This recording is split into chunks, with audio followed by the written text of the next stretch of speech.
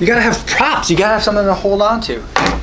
Okay, so this is a quick video, and I want to talk to you guys today about Apple TV and the remote and all this, and using it with your iPad.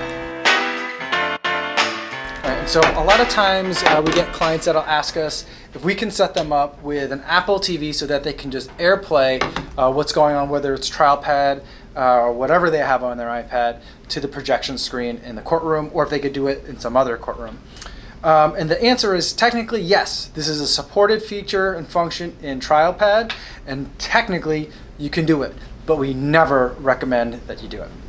And so the main reason that we don't recommend it is because these things are designed for your living room, right? And it's specifically designed against, for copyright reasons, against sharing content with a large room of people. But guess what you're trying to do in a courtroom?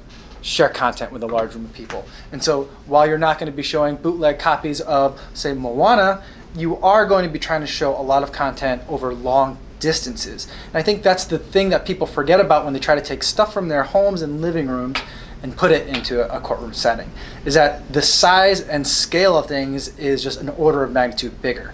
And so one of the ways that you think about the problem is that people always say, like, well, they use this because it's very easy to just grab a 6-foot HDMI cable and connect this to the projector, and then use AirPlay to connect the iPad then to the projector and the Apple TV. The problem is I'm not exactly sure what's the officially supported range that you can use Wi-Fi. Now this thing puts out its own Wi-Fi signal. Apple TV has come a long way over the past couple of generations of this device. But I'm not sure how far of a signal you can get to reliably stream a 1080p video and audio signal to it. And if you don't know the answer to that either, then I wouldn't trust using an Apple TV in a courtroom. We have some clients that have had to use it, or we've supported some of our clients where the other parties have insisted that they're going to use this kind of setup, and it always ends up with us always having to kind of come to the rescue, because this puts out a Wi-Fi kind of intranet, right? And then you can use that Wi-Fi to connect your iPad to it. The problem is if you're too far away, and some of the times at the trials at the daily center that we support, depending on where this Apple TV is, you're going to be too far away to get a reliable connection. And so that's a frequent problem that we run into, and so people will try to get into TrialPad. They will try to hit the output button, but the error that says you're not connected to an external display will pop up. Then they'll swipe up from the bottom and try and get the Apple TV, even if they can see it, because then maybe sometimes they'll move closer.